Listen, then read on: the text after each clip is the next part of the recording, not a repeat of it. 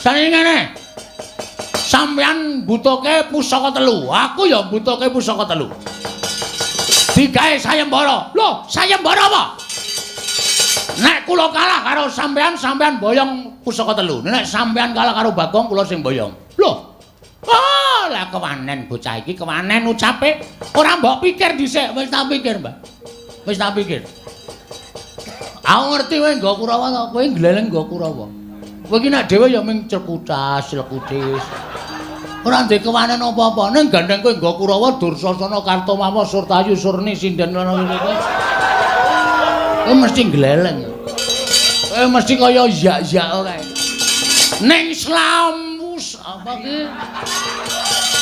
Sasuwene urip Bagong iki dilalah kok ora wedi karo Kurawa. Ayo kruyun. Kruyun. Bagong aja gawe dak-dakan ning pasulayan. Sampeyan meneng mboten?